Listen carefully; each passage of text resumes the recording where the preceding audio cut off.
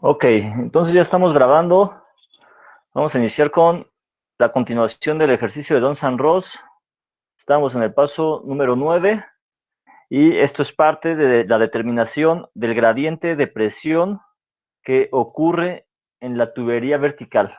Para eso es para lo que usamos las correlaciones de flujo multifásico y en este caso, como ejemplo, estamos utilizando la ecuación de Don-San-Ross. Es decir, hay otras 10, 15 correlaciones que se pueden utilizar.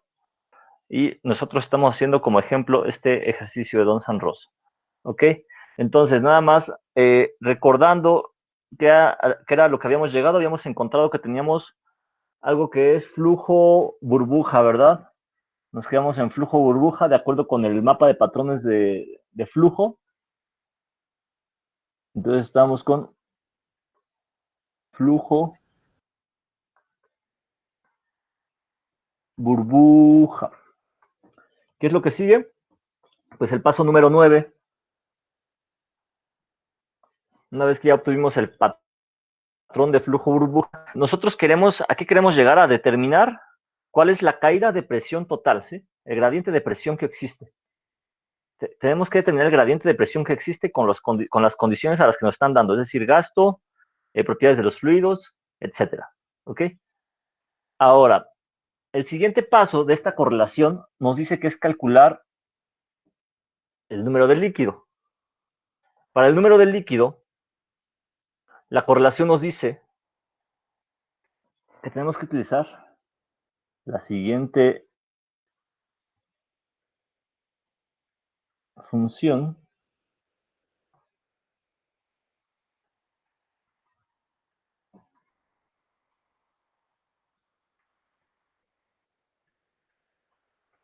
por mole, estamos hablando de líquido, a la cuarta, pero 1 sobre la densidad del líquido y la tensión interfacial del líquido. ¿Sí? Esa es la forma en que nosotros vamos a determinar el número del líquido. Entonces, para tener espacio, voy a borrar esta parte de acá arriba.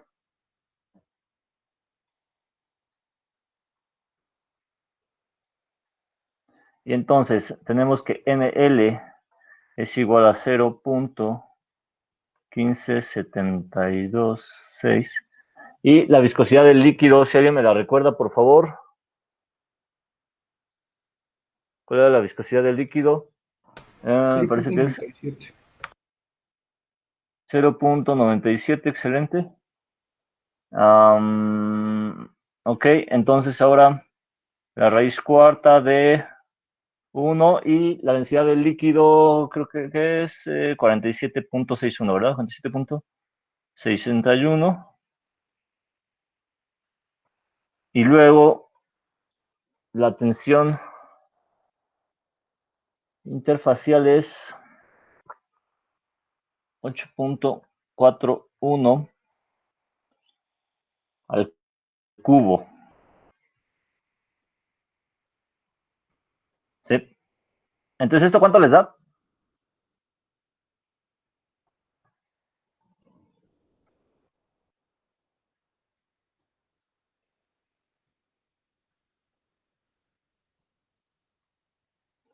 A ver quién lo hace. Da 0.01177. Ok, excelente, gracias, Isel. 0.01177, ok, adimensional, ¿verdad? Entonces ya sacamos NL. Excelente, gracias. Ahora, el paso 10, lo que nos dice, el paso 10 sigue siendo parte de la correlación. Recuerden lo que todos estos son parte de la correlación, todos son datos de la correlación. En general, lo primero, lo que casi todas las correlaciones se utilizan es el área de flujo y las velocidades superficiales. Eso es como un dato general que todas las correlaciones van a utilizar. Y luego ya cada correlación pues empieza a usar sus propios mapas de flujo y sus propios números de líquido, de gas, etcétera, ¿verdad? Entonces, bien, ahora viene este dato. Viene lo que es el paso 10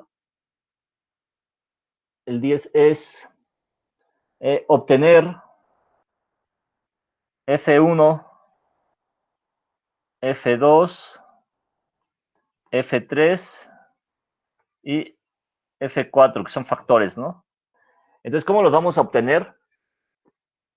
Este autor, Don San Ross, creó un mapa de patrones de flujo para obtener estos valores. ¿Sí? Entonces, ¿qué es lo que él hace? A partir de este mapa, dice, ¿sabes qué? A ver cuáles son tus valores de F, de F1, F2 y F3. Entonces, ¿cómo lo hace? Aquí lo que tienen que tener cuidado es en cómo van a encontrar cada F, ¿no?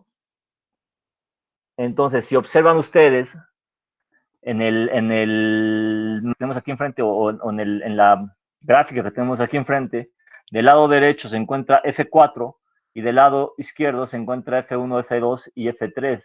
Es decir, que los valores de F1, F2 y F3 los vamos a leer del lado izquierdo y los valores de F4 los vamos a leer del lado derecho.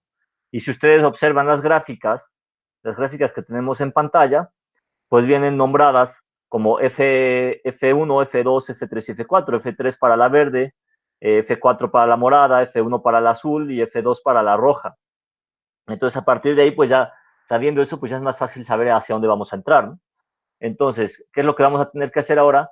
Observen que abajo, en el eje de las abscisas, tenemos NL. Ese NL nosotros lo determinamos en el paso anterior, que fue el paso número 10.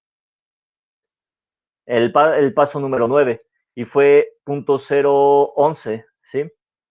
Entonces, a partir de ahí nosotros vamos a chocar con cada una de las gráficas para encontrar el valor de ya sea de F1, F2 o F3. Observen ustedes que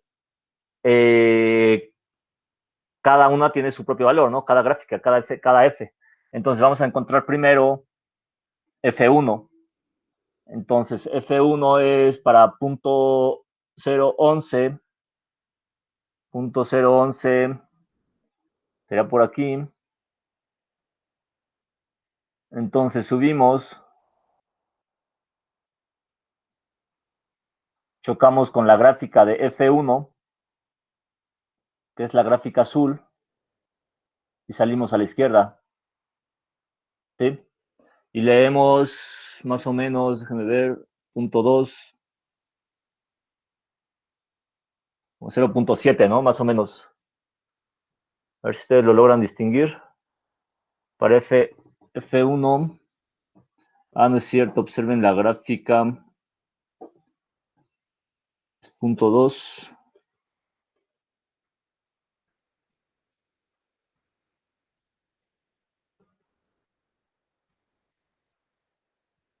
Iría de 2 en 2, ¿no?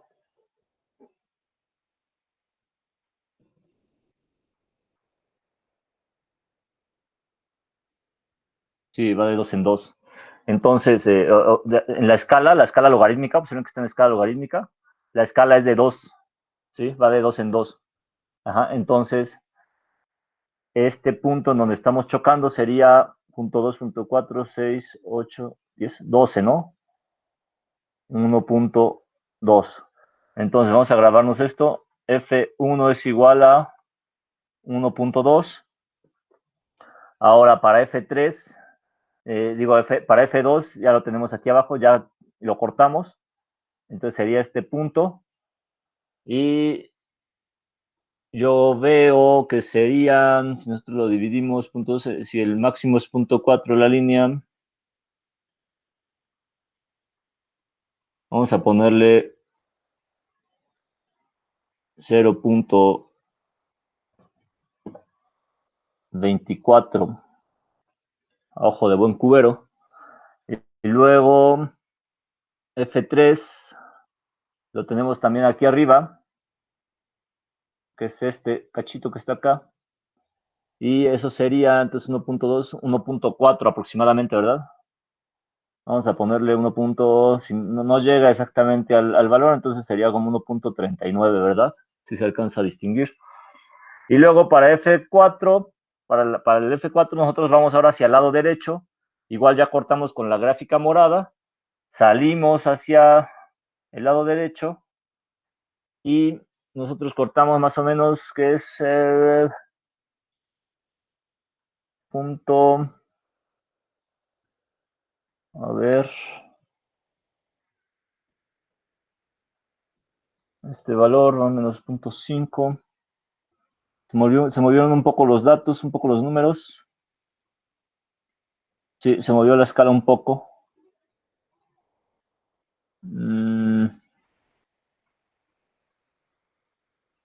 Ya, sí, más o menos como punto, como 25 punto algo, ¿no? Vamos a ponerle 25, que sería este valor, ¿no? Entonces, F1, 1.2, F2 igual a 0.24, F3 igual a 1.39 y F4 igual a 25, ¿verdad? Observemos que que del lado derecho pareciera que está en escala cartesiana, más bien sí está en escala cartesiana. Del lado izquierdo está en escala logarítmica y del lado derecho está en escala cartesiana, ¿verdad? Entonces eso es lo que hay que tener cuidado. Entonces ya tenemos esos valores. Apúntenlos, por favor, porque los vamos a usar más adelante. Ya puedo borrar esta parte. Si se atoran o algo, me dicen luego.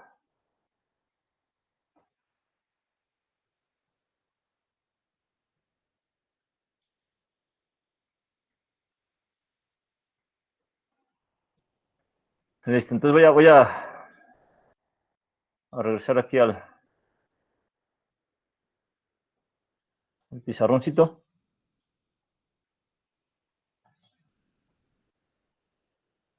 Y listo, ¿no? Y entonces, ¿ahora qué sigue? Ahora sigue, a partir de esos valores que ya tenemos, sigue el paso 11, ¿sí? Paso 11. Entonces, ¿cuál es el paso 11? Es determinar ND. Entonces, ¿cómo vamos a determinar ND? ND se determina, ND está dado, que es el número del diámetro de la tubería, es igual a 120.872 por la densidad del líquido entre la tensión interfacial del líquido. Entonces, ND es igual a 120.872. La densidad del líquido quedamos que era 47.61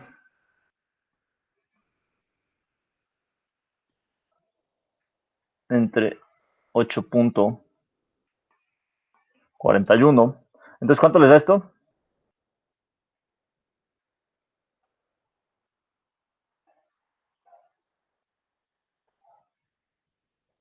287.59.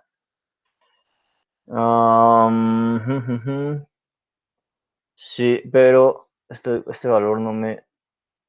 ND. Ok. Aquí hay un error. Este es mi error. Lo acepto. Este valor debería estar multiplicado por D, en realidad.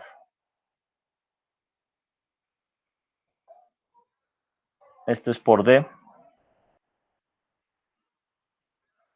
Listo, por D. ¿Y D es cuánto? D quedamos que eran que 0.5, me parece. 0.5 pies, ¿verdad?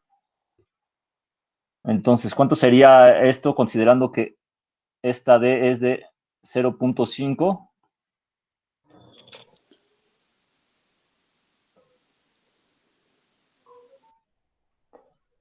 Sí, 143.8. Es correcto, Giselle y Horacio. Es correcto.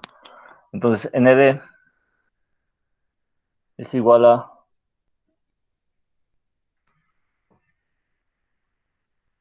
0.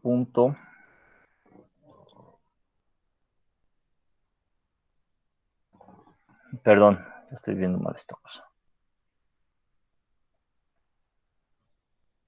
143.79 adimensional, ¿verdad? Listo, entonces ya tenemos ND. Entonces el siguiente paso ahora es calcular F3 estrella. ¿Sí? Entonces vamos a borrar esta parte, vamos a recordar este número. Nada más, entonces vamos a darle aquí borrar. Listo, entonces ya estaremos en el paso 12. Paso 12. Y entonces tenemos que es F. ¿Profe, ND también es adimensional? ¿Cuál, perdón? ¿ND también es adimensional? Sí, ND también es adimensional, es un número, es un factor más bien, que se determina. Pero sí también es adimensional. Gracias, Sí, profe. entonces F3, ahora F3 se determina. Aquí hay algo interesante, ¿verdad? El valor de F3 va a depender del tipo de patrón de flujo que tengamos.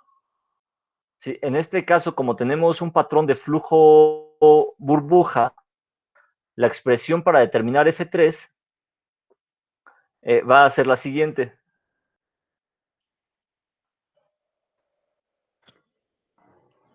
Es F3 menos F4 entre ND. Sin embargo, bueno, aquí hay que tener presente que esta expresión depende del patrón de flujo. Entonces, esto depende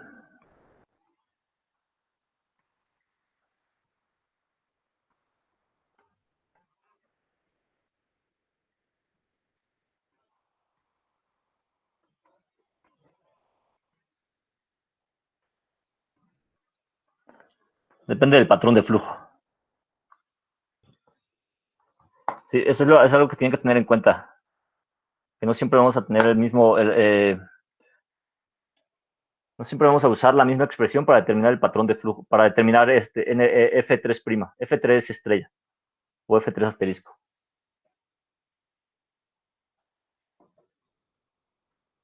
Y no sé por qué no quiero escribirle, pero bueno, ni modo. Entonces, a partir de ahí, ahora sí vamos a determinar lo que es F3 estrella, ¿no? O F3 asterisco. Entonces, vamos a borrar esta parte de acá abajo. Y vamos a determinar F3, ¿verdad? Entonces, F3. Esto es igual a... ¿Cuánto les da F3 estrella? Bueno, F3 primero nos había dado... ¿Cuánto quedamos? 1. Ese valor, Lisette, ok, ese valor es el 1.39. resultado, ¿verdad? F3 es 1.39, ¿verdad? Menos F4, quedamos que era 25, ¿verdad? 25. Ujú. Y ND, que es el que tenemos acá arriba, es 143.79. Da ¿Listo? Ajá, 1.21. entonces ahora, sí, como dice Lisette, entonces 1.21 F3. Así es, Julio y Horacio están correctos, 1.21. Excelente, entonces vamos a ponerle acá arriba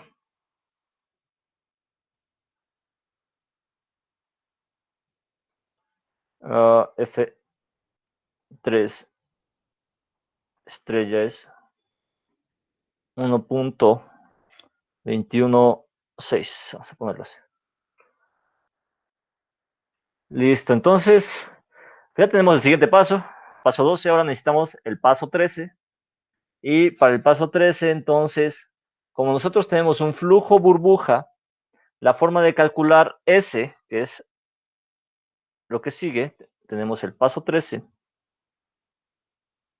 Y nosotros tenemos que obtener un valor de S, ¿sí?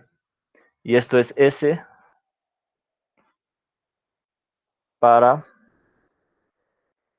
flujo burbuja, ¿verdad? Entonces, ¿cuál es la expresión para lo que es el flujo burbuja? Para la S, tenemos que aplicar que S es igual a F1 más F2 por NLV, que ya lo determinamos, más F3 estrella por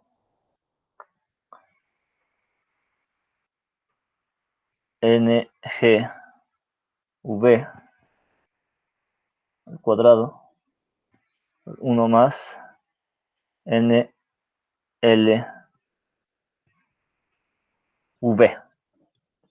¿Sí? NLV. Listo, entonces ahora sí vamos a aplicar números. Ahí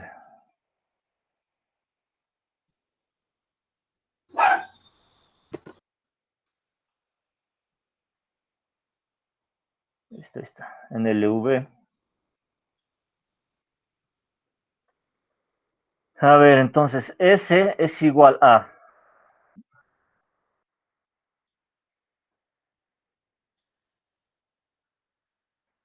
F1, que es, ¿cuánto es F1? 1.2, ¿verdad? 1.2 más F2, que es 0.25, ¿verdad? Y luego NLV, ¿cuánto nos había dado? ¿Tienen por ahí el dato? 11.86. 1.21, ¿no? No lo sé, no lo sé. ¿11 punto qué? No, 1.21 es F3 asterisco, ¿no? Bueno, es 30. No, NLV. Estamos con NLV. ¿Cuánto? 11.864. 11.864, ok. 11.86, ¿no? 11.86, listo. Más F3, ahora sí, cuánto es F3? 1.2161. 1.2161. Listo, entonces 1. No, pero F3, o sea, F3 sin, sí, F3 asterisco, ¿verdad? F3. 1.21, vamos a ponerlo así. 6, ¿no? Hijo, esto es un rollo, bueno. A ver, pero NGV, el número de NGV, que es el número del gas, de la velocidad del gas, ¿cuánto tenían?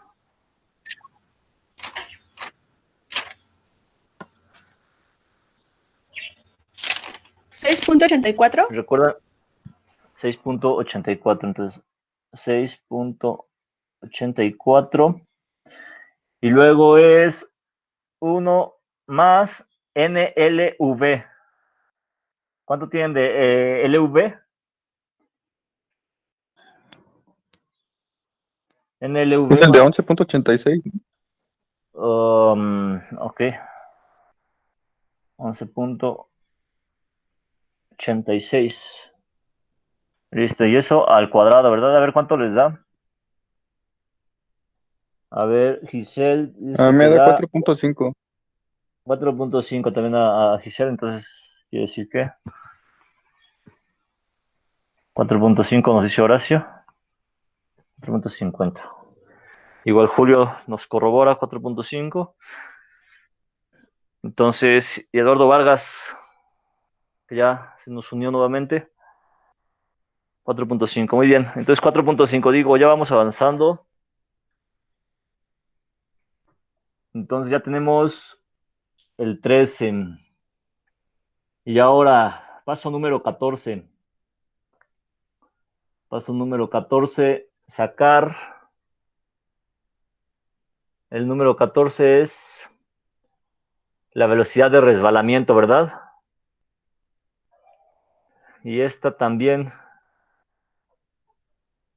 A ver, entonces vamos a borrar esto. Y como verán, vamos a realizar 14 pasos hasta ahora. Entonces, a la hora de estar resolviendo ejercicios, pues por eso luego cualquier errorcito, cualquier error que en la ecuación, cualquier error en la correlación, que se equivoquen un número, un decimal, en lugar de 5.0 ponen 0.5, cualquier cosa, y con eso se van arrastrando todo el error y pues al final el resultado es incorrecto, y pues se las ponen mal, ¿verdad? Entonces eso hay que tener mucho cuidado con este asunto. Tenemos la S que ya la sacamos, esto es para la velocidad de resbalamiento, 1.938, 4,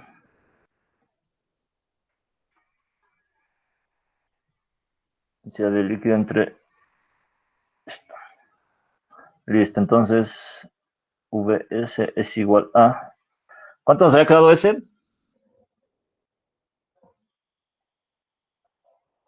4.5. 4.5 S. 4.5. Luego 1.938 raíz cuarta. La densidad del líquido es 47.61. Y la tensión interfacial es, tensión superficial más bien, 8.41. Y entonces, Vs, ¿cuánto les da?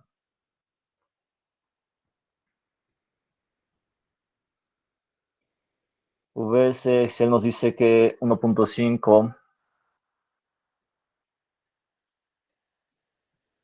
Entonces, 1.5. Nada más que esta sí tiene unidades. Esos factores que nosotros invocamos, bueno, que nosotros introdujimos, nos lo va a dar en pies por segundo. Sí, la velocidad sí tiene unidades. Listo, entonces ya tenemos la velocidad de resbalamiento. Paso número 15, el colgamiento. Entonces vamos a borrar esto. Paso número 15. HL, esto se va a llevar toda la pantalla.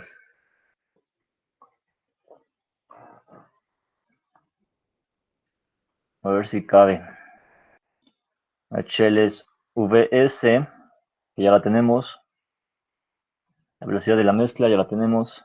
Siempre es importante ver qué es lo que tenemos, sobre todo cuando hacen algún ejercicio, porque a veces ya en el ejercicio nos dicen, ¿sabes qué? Nos dan, por ejemplo, la velocidad de la mezcla y la velocidad de resbalamiento, ¿no? Y de repente nos dicen, calcule el colgamiento del líquido con los datos que nos dan. Y de pronto, pues uno se arranca desarrollando la ecuación completa, bueno, la correlación completa y se avienta desde el paso 1. Y sin embargo ya nos están dando la velocidad de resbalamiento y la velocidad de la mezcla. Entonces prácticamente ya no tendríamos que hacer esos pasos a calcular eso.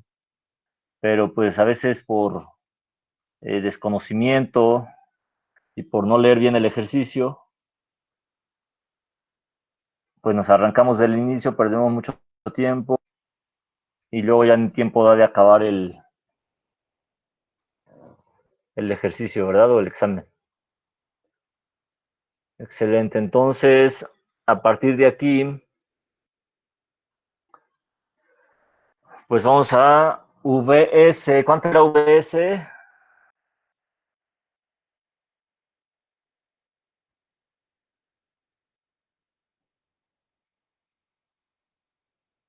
Para calcular HL, VS, ¿cuánto nos había dado?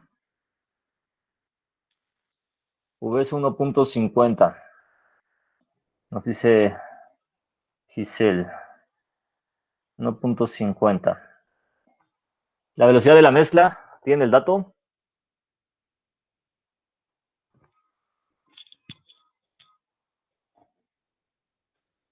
La velocidad de la mezcla, a ver si recuerdan el dato. Fue de los primeros pasos, fue creo que como el quinto. 7.82, nos dice el Lisette. 7.82 más la raíz de la velocidad de la mezcla, que ya la tenemos. 7.82 menos 1.5, vamos a ponerlo así. Esto al cuadrado más 4 por VS. Pero va a quedar todo amontonado, pero bueno. 4 al cuadrado por VS, que es 1.5. Y luego VSL. Tienen el valor de VSL, la velocidad superficial del líquido. Fue también de los primeros datos que calculamos. 3.96 nos dice Saúl. Igual dice, nos confirma 3.96. 3. Vamos a manejarlo como 3.90. A ver si cabe. Sí, cupo. Bueno, lo que ya no cupo fue el paréntesis, pero bueno. 2 y luego VS por 1.5. Listo. Y ahora sí, ya desarrollando eso y resolviéndolo, ¿cuánto les da? HL igual a, nos dice Giselle, que es 0.55. Excelente. Igual Horacio nos lo confirma. 0.55. ¿Verdad? Y recordemos que el colgamiento es adimensional. ¿Y ahora qué nos presenta ese colgamiento? O sea, ¿qué nos dice ese punto 55? A ver, ¿quién me dice? ¿Quién me dice que está representando ese punto 55? Ya sacamos un valor, pero ¿qué significa? Que la mitad de la tubería está llena de líquido, ¿no? Así es, Saúl, que prácticamente el 50% de la tubería se encuentra llena con líquido y el resto va a ser gas, ¿verdad? Listo, entonces tenemos HL. Excelente. Y ahora lo que tenemos que hacer, lo siguiente es, vamos a borrar aquí, nada más vamos a recordar esos datos. Vamos a 16. Y aquí lo que vamos a determinar es el tipo de flujo que nosotros tenemos dentro de la tubería, es decir, si es laminar o turbulento, ¿no? Que esto ya tiene más bien que ver como, no con el patrón de flujo, sino las características de cómo está fluyendo ese flujo, ¿no? Entonces tenemos que NRE, que es el número de Reynolds. ¿Y esto para qué lo queremos obtener? Porque a partir de aquí nosotros vamos a obtener el dato de la fricción. Entonces, si en algún ejercicio, por ejemplo, que se lo está haciendo su profesor, de repente dice, ¿sabes qué? Les doy de fricción, que a lo mejor ya está implícito, o ya les da el dato del número de Reynolds, ustedes estarían ahorrando todo ese cálculo. Por eso es que les digo que es importante saber qué datos tenemos, ¿verdad? Entonces tenemos que 1488 por la densidad.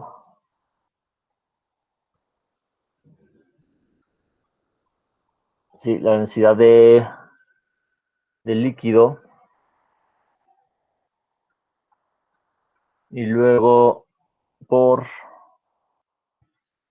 la velocidad de la mezcla, por el diámetro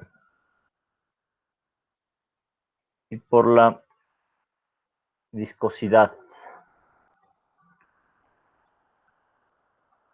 Sí, también del líquido. Entonces nosotros tendríamos que NRE RE es igual a a ver, ok. Esto es igual a 1488.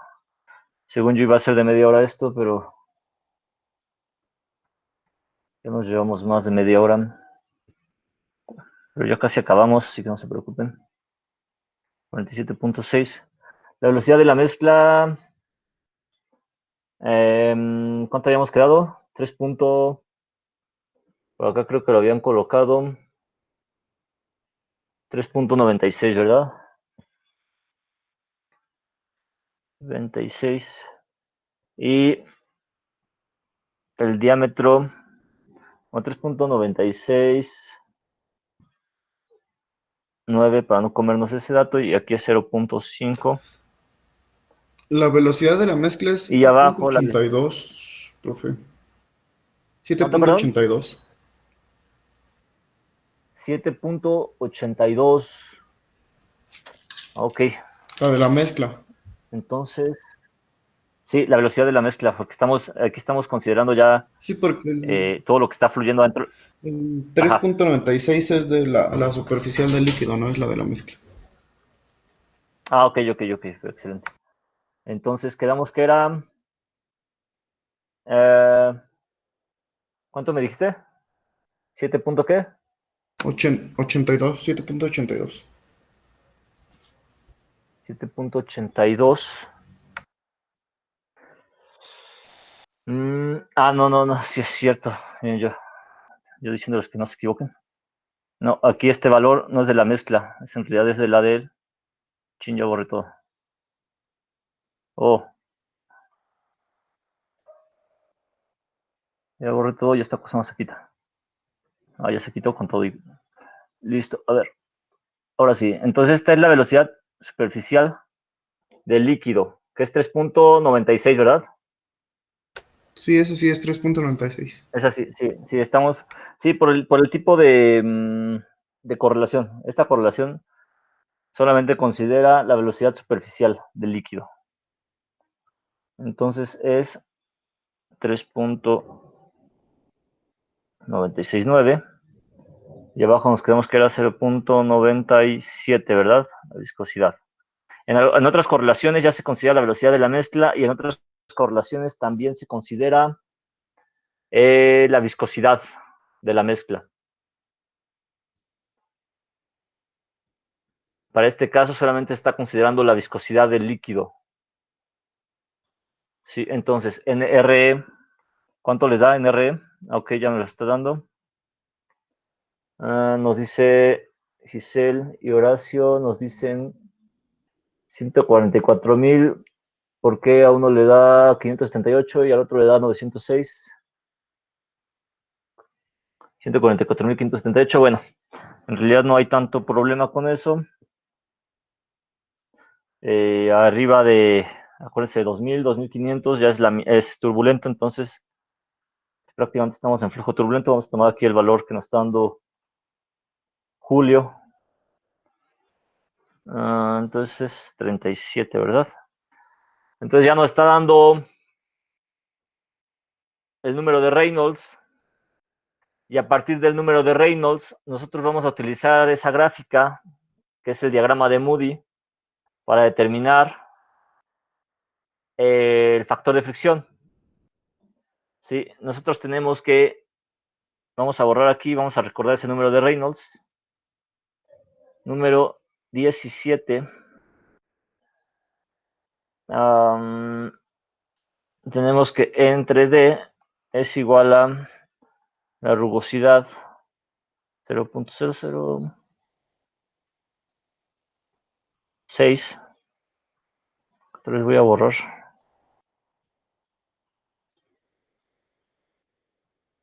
Aquí. Entonces, ¿cuánto nos da esto?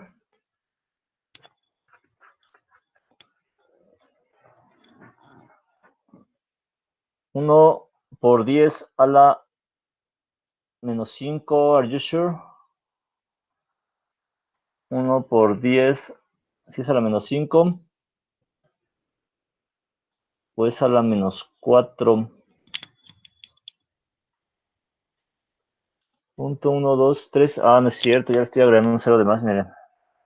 Lo primero que les digo, chin, ya borré todo.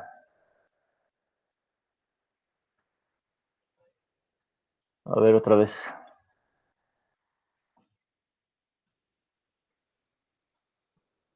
Sí, nos denme un segundo porque borré todo. 17.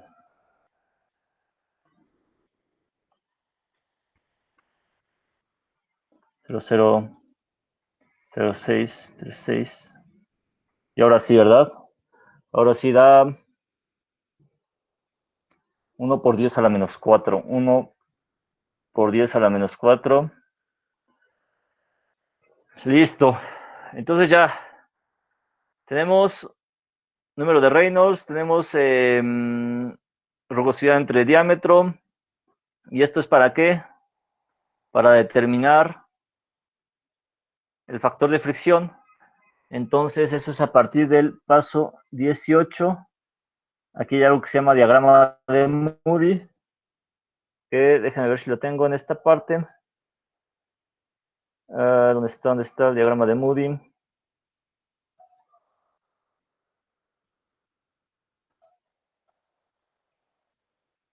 En un segundo lo vamos a encontrar.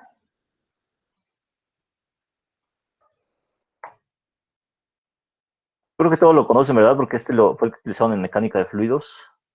Nada más para no dejar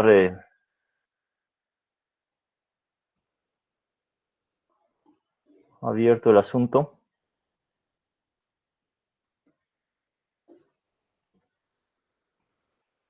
Estos ejercicios los estoy sacando del libro de ejercicio de productividad de pozos. Viene resuelto. Solamente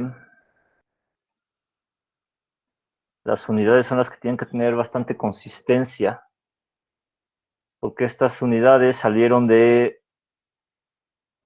un libro que compila diferentes autores. Sin embargo, ustedes se van, por ejemplo, al libro de Mokherjee-Brill o al libro de Bex-Brill completo. Entonces, a lo mejor pueden variar los factores que tenemos. Sí, este es el diagrama de Moody. ¿Vale? Entonces, este es el diagrama de Moody. Y ¿cómo era que entrábamos? Entrábamos con el número de Reynolds, ¿verdad? Entonces, ¿cuál era el número de Reynolds? 144,000. Entonces, vamos a sacarlo así con esta cosa. 144,000.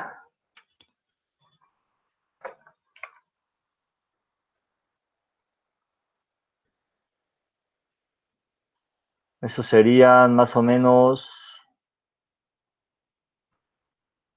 a ver, ¿dónde está? Por 10 a la 5, 1.44 por 10 a la 5, ¿verdad? Entonces estaríamos más o menos, este es, sería por aquí más o menos, ¿no? Vamos a trazar con este. Y cortamos, ¿cuánto nos había dado? 1 por 10 a la menos 4. ¿Dónde está el 1 por 10 a la menos 4?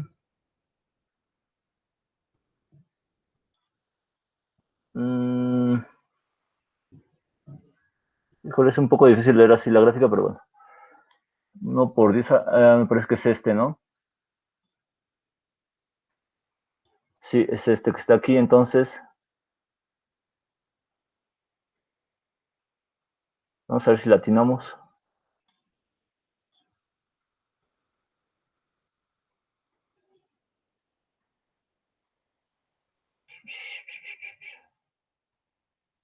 Listo, ahí me parece que ya lo estoy cortando.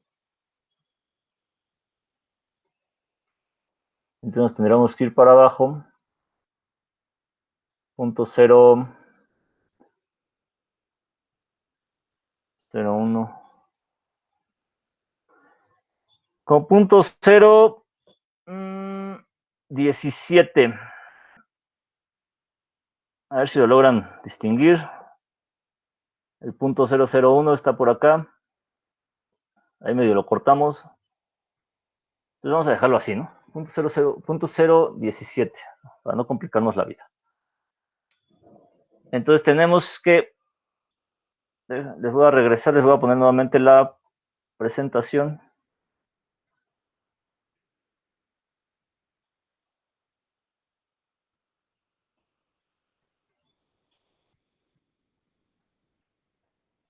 Punto 17 o punto 017.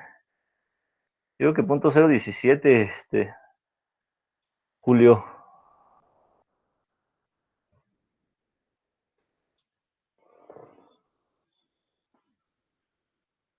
No sé, ¿quién más vio como un punto 017? A ver, estoy compartiéndoles la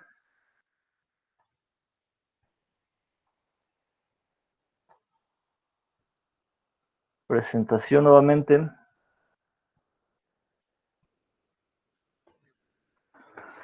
Vamos a dejarlo con punto 017. Sí, para F igual que F es el factor de fricción, no tiene nada que ver con los Fs que sacamos anteriormente. Entonces vamos a sacar lo que es punto 017, ¿verdad? Listo, entonces ya tenemos 18 pasos. Si nos equivocamos en uno, acuérdense que ya todo está mal. Hay quien cuenta procedimiento, hay quien no lo cuenta. Pero, pues por eso hay que tener bastante cuidado. Ahora, ¿qué sigue? Esto es F1. Y ahora hay otra ecuación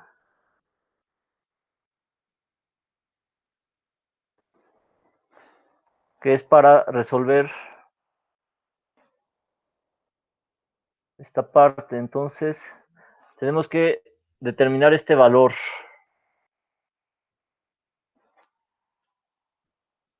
Déjenme ir aquí. A ver, entonces, vamos a borrar para que haya espacio. 19. Nos está pidiendo la correlación de Donsan-Ross que utilicemos un F2 o bueno, que determinemos un F2.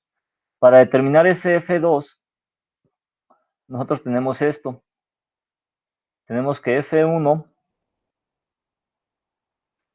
es igual a VSG. ¿Listo? N2, ND, 2 tercios.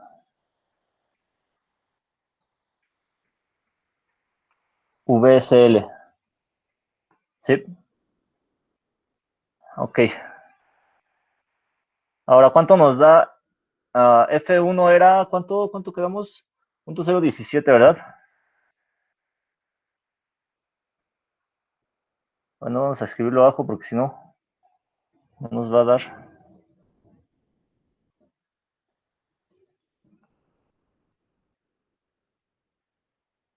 Entonces F1, 0.017 por VSG. ¿Cuánto nos daba? ¿Cuánto era de VSG? ¿Recuerdan?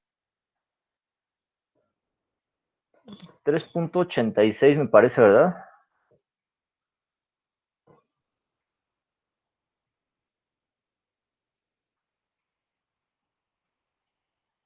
Sí, 3.862 nos confirma Saúl. Y ND, ¿recuerdan cuánto era ND o tienen el dato de cuánto era ND? Ok, 143 nos dice igual Saúl. 143.79 nos confirma reset a la 2/3. Y luego VSL, habíamos quedado que era 3.96, ¿verdad?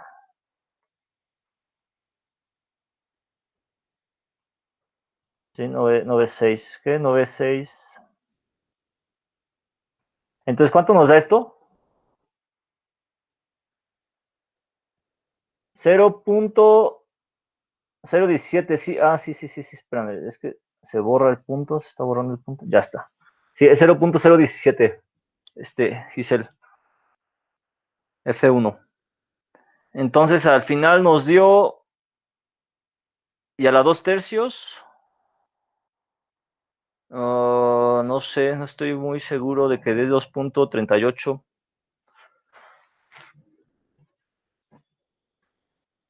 Así, Saúl, sí, a Saúl nos dice que da 0.45, Giselle nos dice que da 0.45, sí.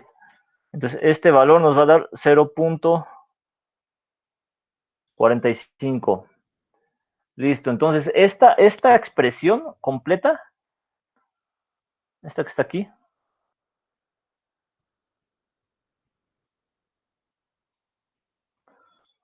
es igual a 0.45, ¿verdad? ¿Para qué queremos eso? Para entrar al diagrama, que también creo Don San Ross, para su correlación, y para poder determinar F2. ¿Listo? Entonces ahora les voy a mostrar cómo utilizar ese diagrama también. Vamos a ver en dónde está.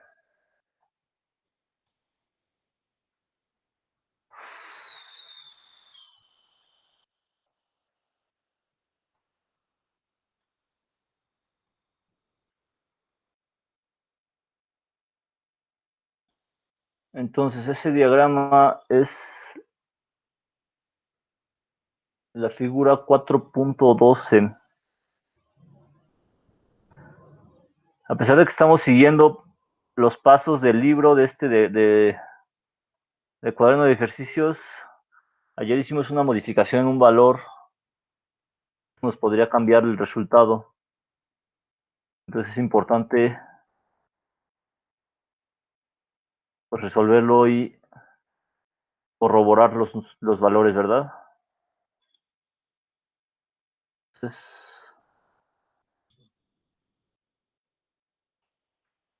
aquí está. Es el diagramita al que tenemos que entrar.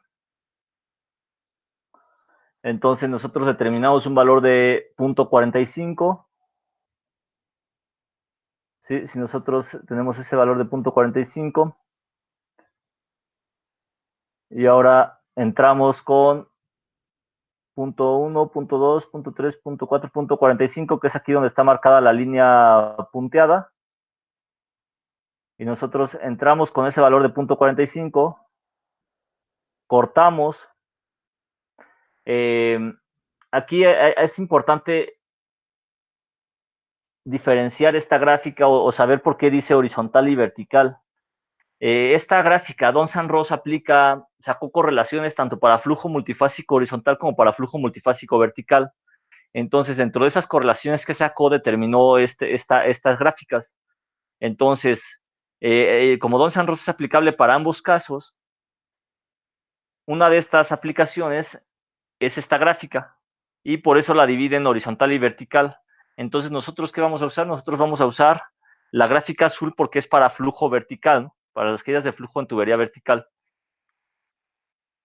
¿Sí? Entonces, a partir de ahí, nosotros lo que hacemos es chocar el valor de abajo con la gráfica azul y luego salimos del lado izquierdo, ¿verdad? Ahora, ¿cuánto sería eso?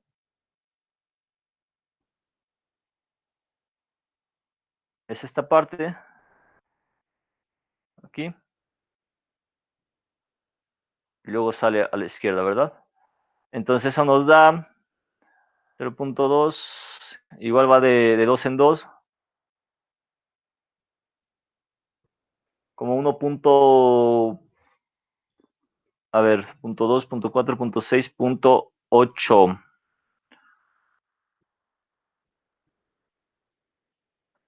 Y luego acá es 1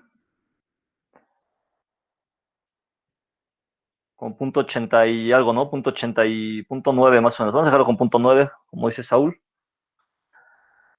Punto 9. Entonces vamos a sacar que F2 es punto 9, ¿verdad?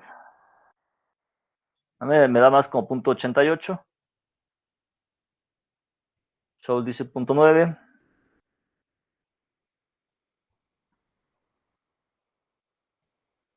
Entonces vamos a regresar ahora a la presentación.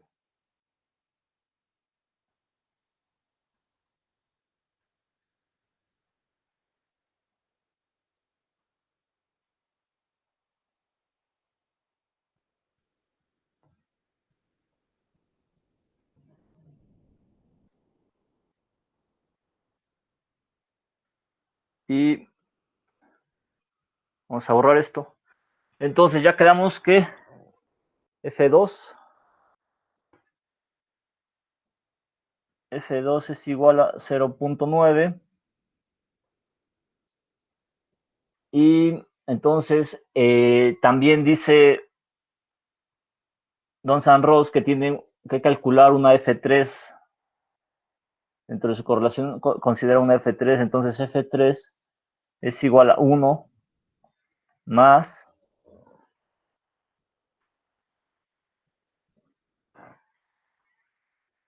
F1, 4, VSG, 50 por VSL. Entonces, F3 es igual a 1 más F1, que quedamos que era, ¿cuánto daba F1? ¿Recuerdan?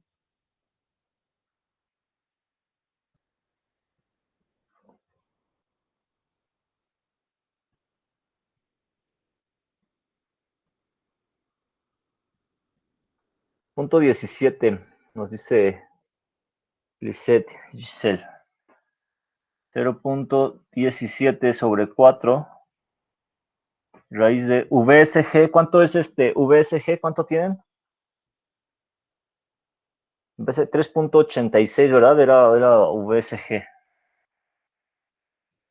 3.862. 50. Y luego VSL. ¿Cuánto tenemos de VSL?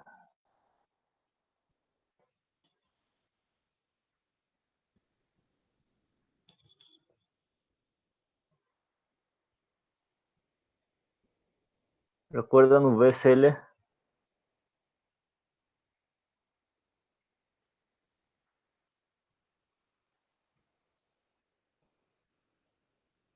Velocidad superficial del líquido.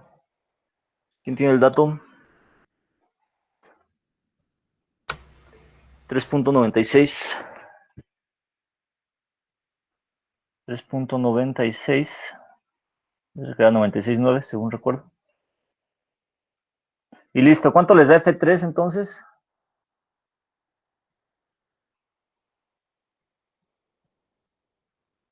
.0005, nos dice Saúl, Horacio 1.005 e igual Giselle nos dice que es 1.05. Entonces vamos a colocar aquí que F3 es igual a 1.005. Listo. 1.0059, nos dice Julio. Listo, entonces ya tenemos el paso 20, en donde es .017, no, es .017, Lisette. 0.017. Sí, por eso nos da 1.005. Oh, sí, ya vi. Tienes toda la razón.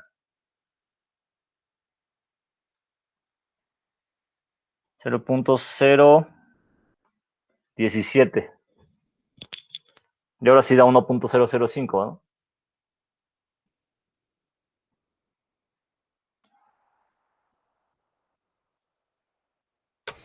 Pero son tres ceros, ¿no? 1.00005. 1.00005. No lo sé, yo no estoy haciendo el cálculo. ¿A ti te dieron 3 ceros? Sí. Ok. Entonces vamos a ponerle otro 0. Que yo aquí no influiría tanto porque pues son 3 ceros a la derecha, ¿verdad? Pero bueno, vamos a dejarlo correcto, es 1.00005. ¿Listo? Entonces ahora vamos con el paso número 21.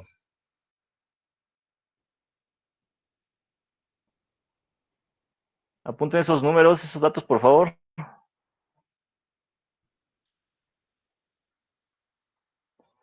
Entonces 21.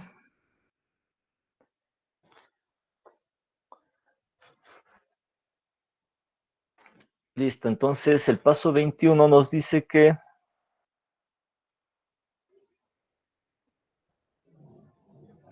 F, que es ahora sí el factor de fricción, que nosotros queremos calcular es igual a F1 por F2 por F3. Entonces F es igual a, ¿cuánto nos había dado F1? F1, sí, 0.017, ¿verdad? Y eso por F2, que era 0.9, y F3, lo acabamos de decir, fue 1.005, 1.0005. Entonces al final F nos da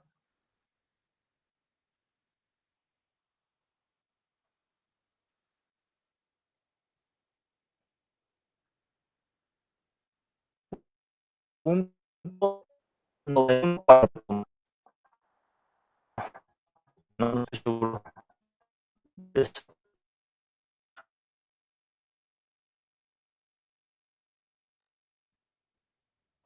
0.015 nos dice Horacio, Saúl y Julio nos dicen 0.015, ya Giselle nos confirma, 0.015. Entonces ya sacamos el factor de fricción. ¿Y eso es para qué? Para poder determinar la caída de presión por fricción. Entonces vamos a guardar ese número y ahora sí vamos a determinar lo que es el gradiente de presión por fricción. ¿Sí? ¿Cómo es esto? Vamos a borrar esta parte, nada más apunten esos datos.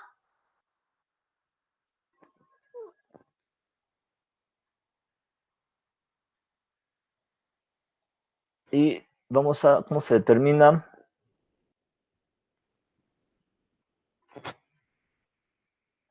Se determina delta P sobre delta L debido a la fricción es igual a la fricción que nosotros obtuvimos por la densidad del líquido, por la velocidad superficial del líquido, por la velocidad de la mezcla, entre 2 veces el diámetro por Gc. Gc hay que recordar que es un factor de conversión, ¿sí? Gc es igual a 32.2 libras masa por pie sobre libra fuerza por S cuadrada. Eso es Gc, ¿no? Es un factor de conversión nada más. Entonces por eso lo estamos metiendo. Ese factor de conversión, ¿para qué es? Para que nos dé las unidades en unidades de campo, ¿no? A ver, entonces, ok, entonces delta P sobre delta L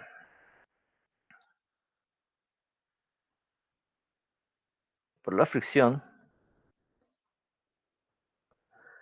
¿Cuánto les daba? ¿Cuánto nos daba F? ¿Cuánto quedamos? 0.015. 0.015 por la densidad del líquido, que era 3.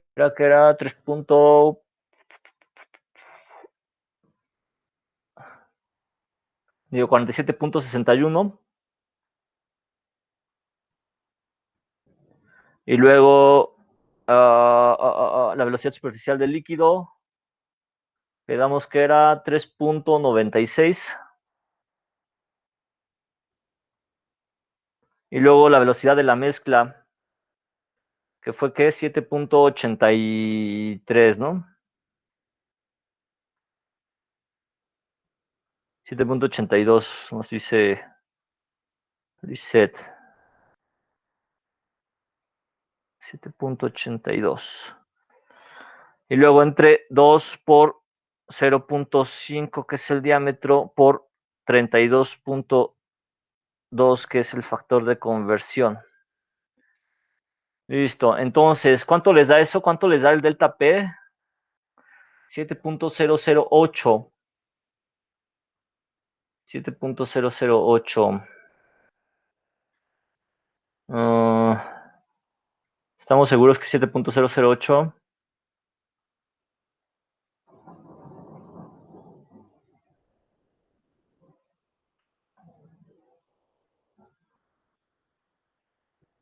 Punto 68.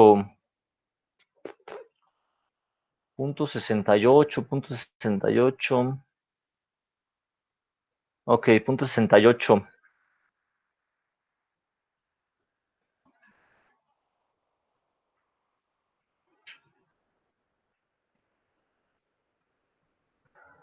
Ok. Y a ver, si le quitamos el factor de conversión, ¿cuánto les daría? Hay dos formas, multiplicarlo por el factor de conversión o dejarlo sin el factor de conversión. Finalmente, cuando hagamos la sumatoria, nosotros vamos a tener que convertir, ¿no? Entonces, pues da lo mismo, bueno, da lo mismo, nada más que hay que tener consistencia en las unidades, siempre recuérdenlo. En este caso, vamos a manejarlo sin el factor de conversión para tener la consistencia con las otras unidades. Entonces, vamos a...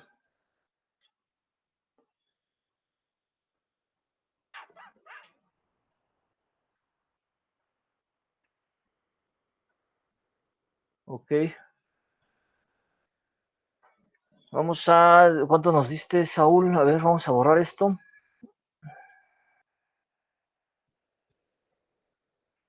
Entonces, ¿qué me pasó el dato? Lisette y Horacio. Ok, sí, sin el factor de conversión nos da 22.11. ¿Qué unidades? Nos está dando en libra masa por pie cuadrado por segundo cuadrado. ¿Para qué es el factor de conversión? ¿Para qué nos serviría o para qué nos sirve? Para pasarlo a libras fuerza, ¿no? Para eso utilizaríamos el factor de conversión, pero ese lo vamos a utilizar más adelante. Sí, ahorita lo tenemos en libras masa, entonces nosotros para pasarlo a libras fuerza tendríamos que multiplicar por esto. ¿Sí? Entonces vamos a dejarlo así ahorita. Nada más apunten ese dato, 22.11 libras masa por pie cuadrado por segundo.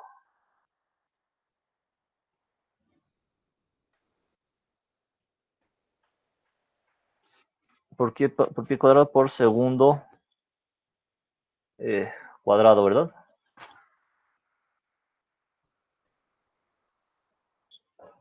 Listo. Bueno, entonces vamos a borrar esto.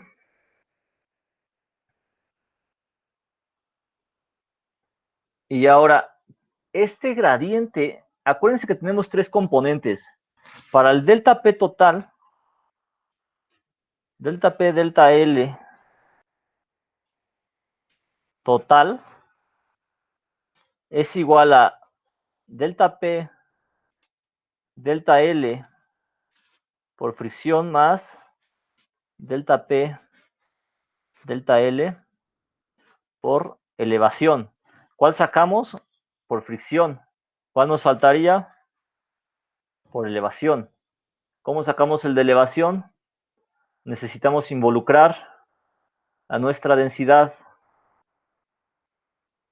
¿Sí? Entonces, para esta correlación, para la correlación de Don Ross dice, ¿sabes qué? Yo calculo mis datos con la densidad con resbalamiento, de la densidad con resbalamiento.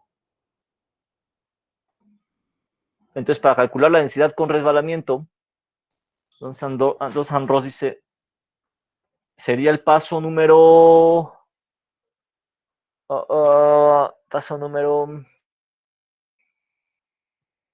23, ¿verdad? Paso 23. Y Don Ross nos dice que la densidad con resbalamiento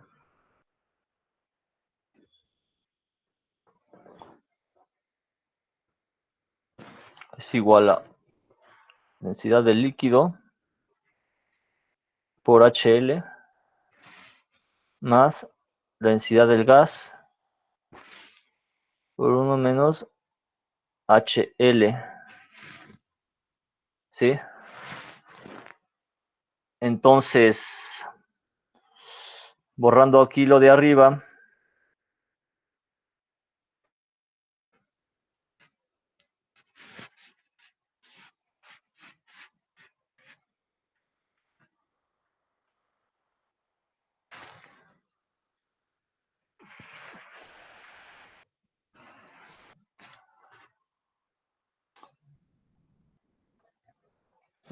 ok, entonces tenemos que la densidad con resbalamiento es igual a densidad del líquido, es que 47.61. ¿Cuánto quedamos que da el colgamiento? 0.55, si no mal recuerdo, ¿verdad? La densidad del gas, ¿quién recuerda la densidad del gas? Me parece que 5.88, sí. 5.88 por 1 menos 0. Más 5.55.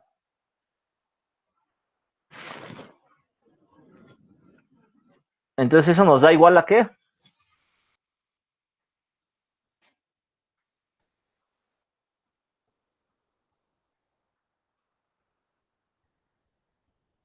$28.83 libras masa por pie cúbico.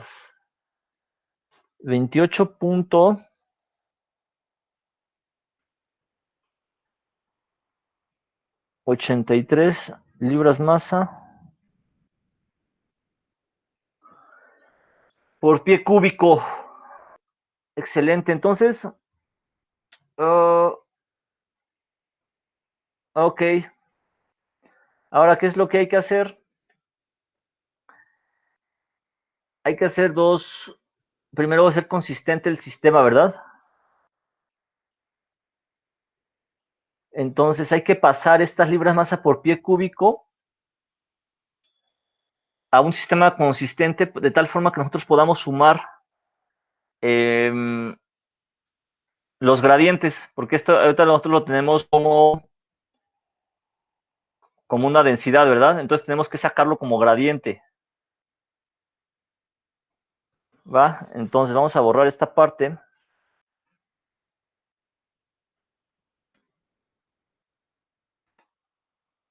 Entonces la densidad la podemos hacer gradiente, ¿verdad? Entonces, para sacar el gradiente de presión total, nosotros tenemos que hacer que delta P entre delta L es igual a... ¿Cuánto nos había dado el gradiente de fricción? 22.11, ¿verdad? 22.11. Si no nos va a caber aquí, a ver.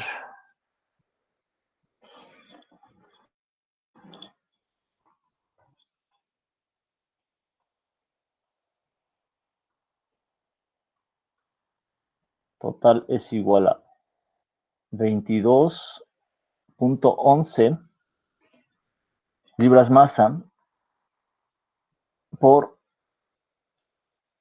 pie cuadrado, perdón,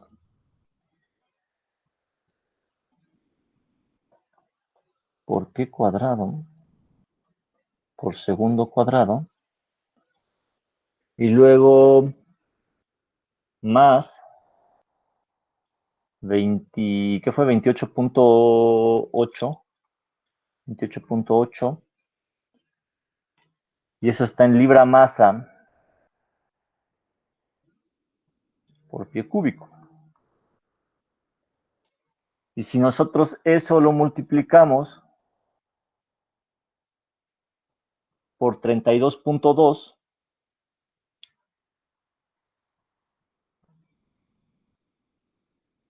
pie por segundo al cuadrado, nada más para hacer el sistema de unidades consistente o para hacer para hacer una consistencia, nosotros entonces tenemos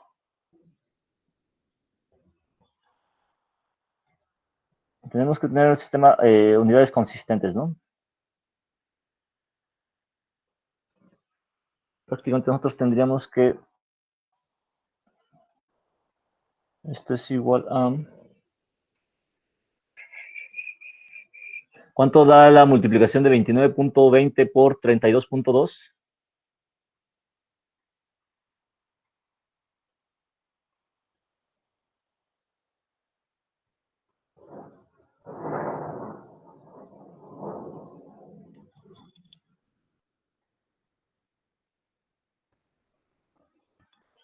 Tendríamos que 22.11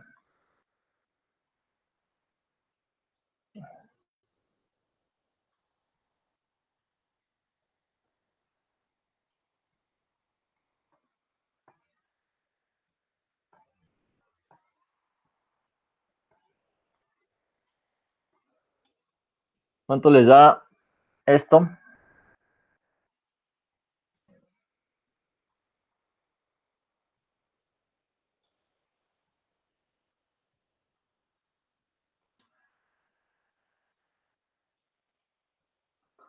$928.32. Así es. Nos da más 928.3.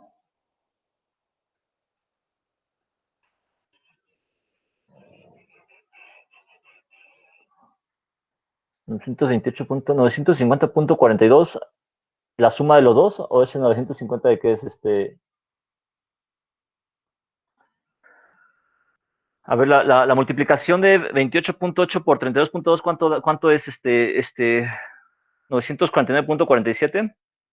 Ok. Entonces nos dice Julio y Eduardo Vargas que es esta multiplicación. Esa es la suma de ambos, Julio. Entonces, 949.47. Entonces, Giselle nos dice que es 928.4. ¿Y qué unidades tiene esto? Es libra masa por pie cuadrado por segundo cuadrado, ¿verdad? Entonces está consistente, lo podemos sumar. Delta P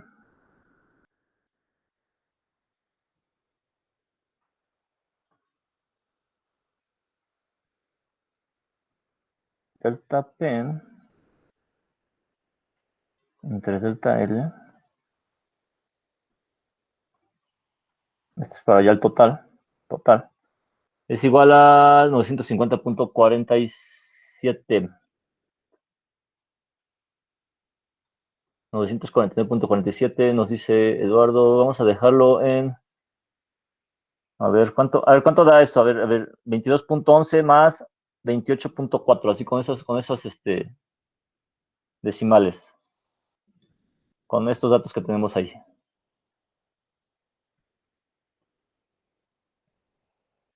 950.51, dice que sí. 950.51. Y entonces serían libras masa por pie cuadrado por segundo cuadrado. Pero nosotros le multiplicamos un 32.2. Entonces no podemos llegar y nada más multiplicarlo así porque sí, ¿verdad?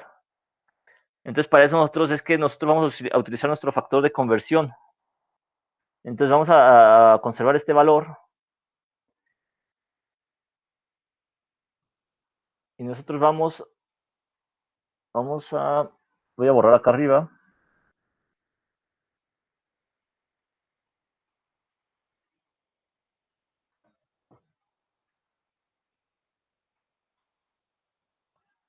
Listo. Entonces delta P entre delta L total es igual a 950.51 libra masa por pie cuadrado por segundo cuadrado. Y nosotros tendríamos que dividir 1 sobre. Vamos a utilizar el factor de conversión para pasarlo a libras fuerza. Entonces lo multiplicamos por libra masa por pie.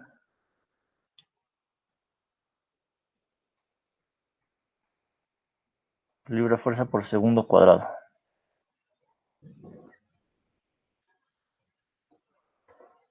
Listo, entonces ¿cuánto nos da esto?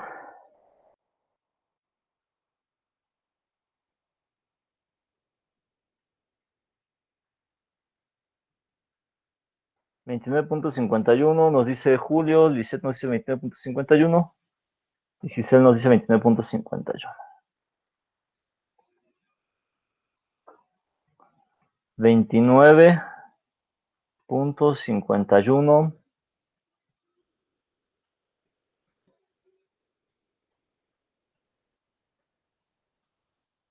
libras fuerza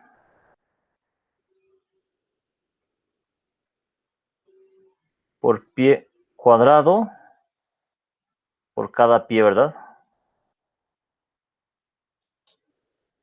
Vamos a borrar esto.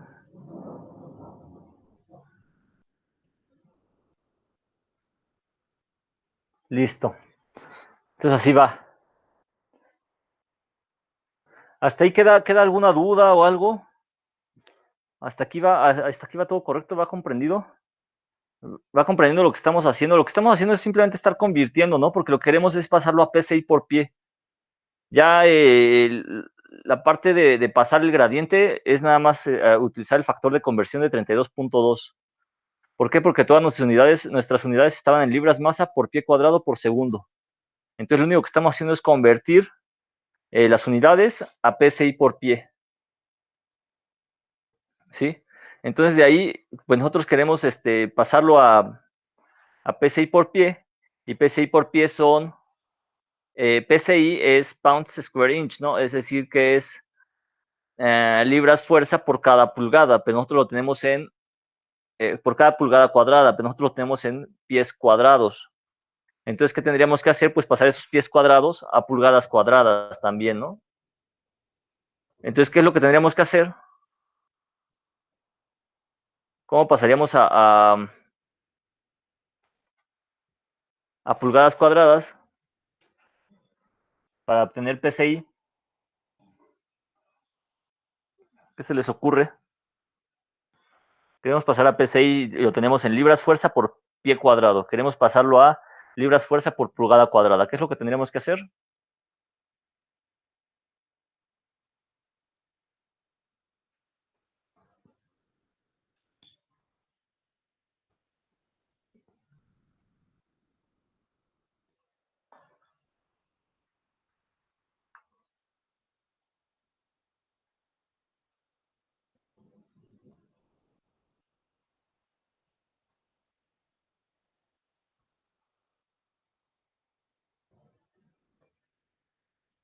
¿Qué se les ocurre? Julio, ¿qué se te ocurre para pasar a libras por pulgada cuadrada?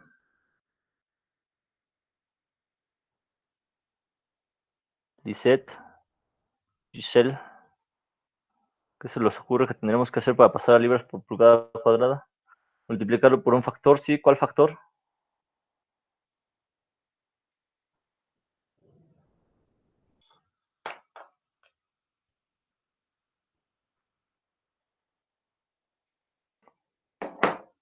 Es correcto. Sí, al cuadrado, que sería 144, ¿no?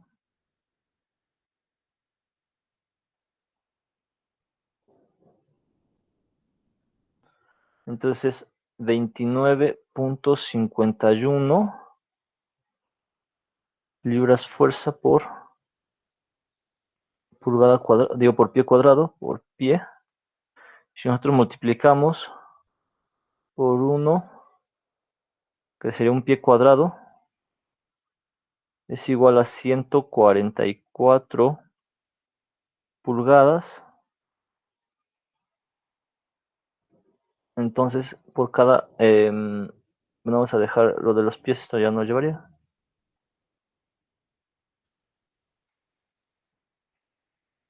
Abajo llevaría un 1. ¿Cuánto nos daría esto? Este pie cuadrado con este pie cuadrado se simplifica, entonces nos queda libras fuerza por pulgada y abajo es cuadrada, ¿verdad? Punto 2049 nos dice 0.24 PSI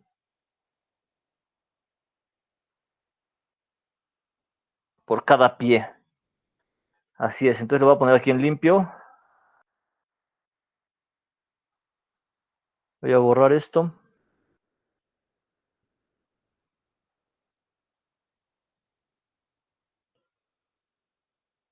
Entonces nos echamos casi hora y media o más por andar, yo por andar de metiche, metiéndome en estas correlaciones de flujo multifásico que en realidad no son parte de productividad de pozos, pero sin embargo es importante saber cómo se aplican para poder hacer bien los análisis. Entonces por eso me quise meter, pero ya nos echamos y contamos la clase pasada y y contamos esta. Entonces llevamos casi 2 horas y media resolviendo este ejercicio. Pero bueno, mientras haya quedado todo entendido y comprendido, pues no hay ningún problema. Entonces, PSI por cada pie. ¿Eso qué quiere decir? Este es el gradiente de presión total. Es decir, que estamos perdiendo 0.20 PSI por cada pie. ¿Sí? Acuérdense que nosotros estamos determinando la presión en la tubería vertical. Y lo que nos está diciendo la correlación de Dawson-Ross para calcular ese gradiente de presión total, nos está diciendo que por cada pie, nosotros vamos a perder 0.2049, ¿sí? 20 o 0.2 PSI. ¿Ok? Entonces, nosotros podemos decir, bueno, es mucho, es poco, no lo sé. Pero vamos a suponer que nosotros tenemos un pozo que mide 10,000 pies, que la longitud total del pozo es de 10,000 pies. ¿Cuál sería el delta P total considerando ese gradiente?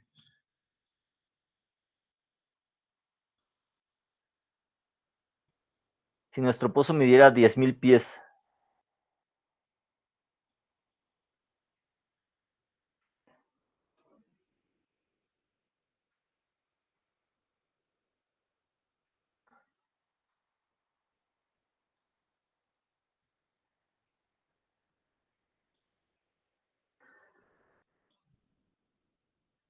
Así es, Giselle, así es, Saúl. ¿Qué es lo que tendríamos que hacer? Si nosotros quisiéramos sacar el delta P total, lo que tendríamos que hacer es despejar este delta L o esta longitud, ¿sí? nosotros tendríamos que despejar la longitud, y esa longitud sería esos 10.000 pies. Entonces nosotros tenemos el gradiente que es 0.2049 por los 10.000 pies. Y entonces ahora sí, delta P total es igual a 2049 PSI. Es decir, ya no se ve tan poquito como lo veíamos nada más con el gradiente, ¿verdad? 2049 PSI estamos perdiendo desde el fondo hasta la superficie, es decir, desde la base desde la entrada del pozo, desde la parte más profunda del pozo, hasta la superficie. 2049 PSI. Ese es el análisis que tenemos que hacer. Ese es el gradiente de presión total. Es decir, que en la tubería vertical estamos perdiendo 2049 PSI. Sí, para eso se usan las correlaciones de flujo multifásico, para determinar este gradiente, esta caída.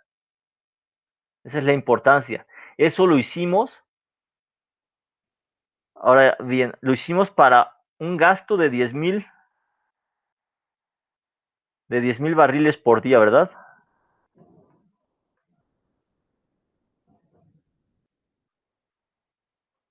Pero ¿qué es lo que hay que hacer para calcularlo, para hacer estos datos, para calcular esta información?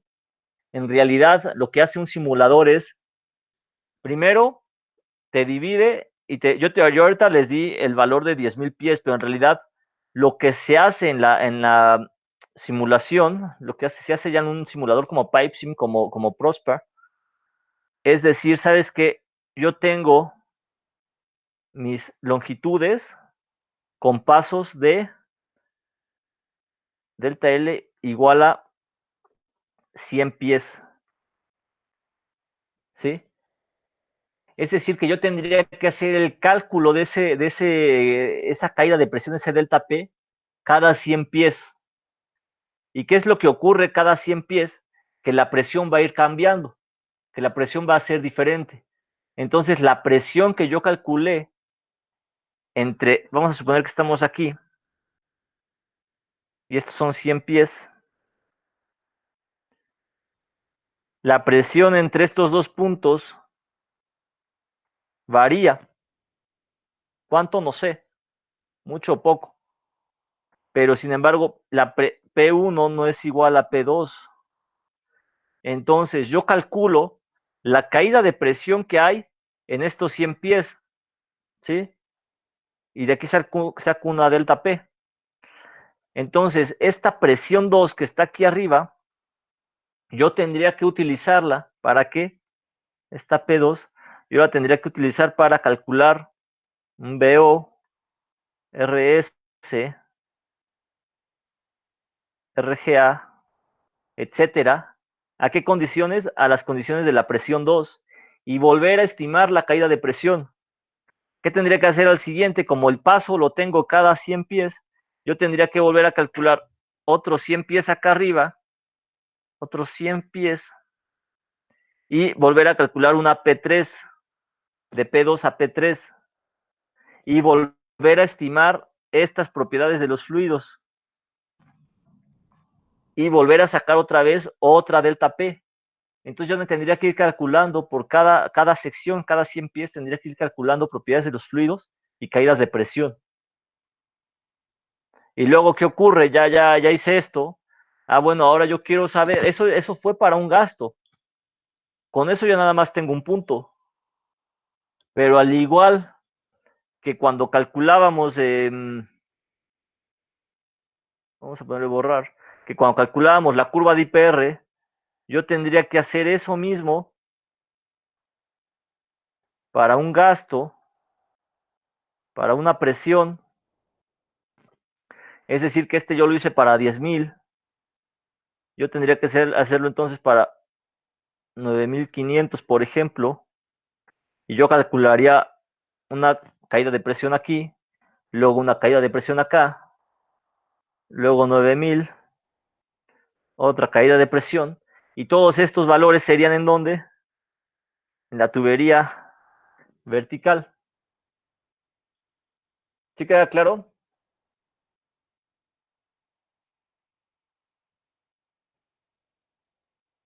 ¿Alguna duda? Vale, entonces yo calculo los valores en la caída, en la tubería vertical, y entonces, ¿qué es lo que nos daría? Como yo empiezo a calcular diferentes gastos y diferentes presiones, pues yo empiezo a obtener esto, una palomita, ¿sí? Es decir, que esta palomita se forma con diferentes gastos, un gasto, otro gasto, otro gasto, otro gasto, otro gasto, etcétera, ¿sí? A diferentes presiones y diferentes gastos. Así es como voy formando esa palomita que se llama outflow. Así es como se usan las correlaciones de flujo multifásico vertical y así es como se calcula esa palomita. Esto fue para un gasto, yo tendría que hacerlo para diferentes gastos, ¿hasta dónde? Hasta cero, o hasta donde yo quiera, hasta 10,000, hasta 20,000, hasta donde yo quiera. Y me va a ir dando diferentes presiones. Y eso finalmente es la caída de presión en la tubería vertical nada más. ¿Qué seguiría? El cálculo de la caída de presión en el estrangulador, en la línea de descarga, en separadores. Todo eso es lo que conlleva el análisis nodal. Entonces, ¿quedó alguna duda de este tema? Nos echamos casi 3 horas en un ejercicio. Por eso pues son materias independientes, ¿verdad? O sea, no podríamos dar todo en una sola materia. Sin embargo, van de la mano flujo multifásico y productividad de pozos.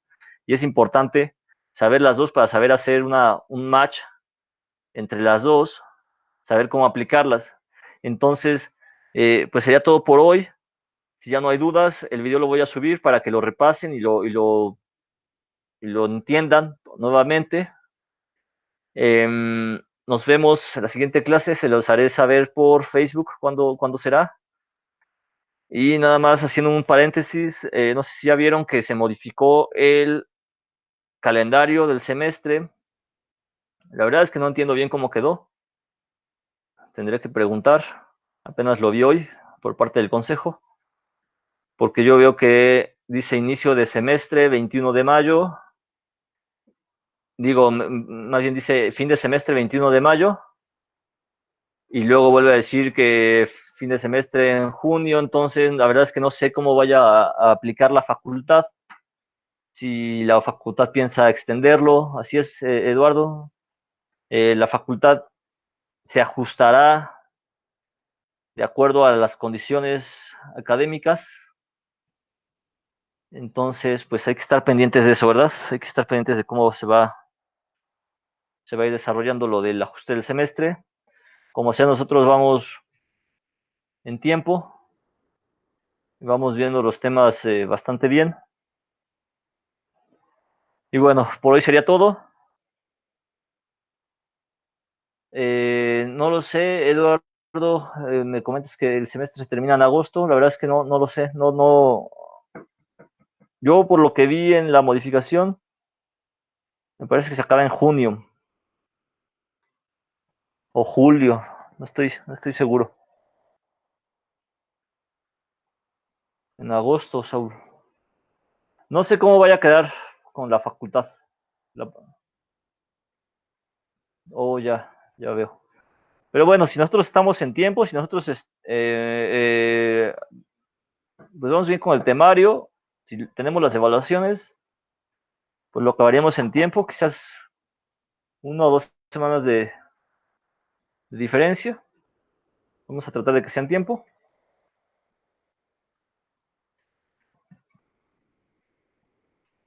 Ok, Giselle, en junio se reanuda y en agosto termina. No lo entiendo, la verdad es que la verdad es que no entendí. ¿Para qué les miento? ¿Para qué especulamos? Pero bueno, ya después nos lo explicarán con peras y manzanas. Por hoy fue todo. Muchas gracias por su atención. Que pasen buena noche. Sale, profe.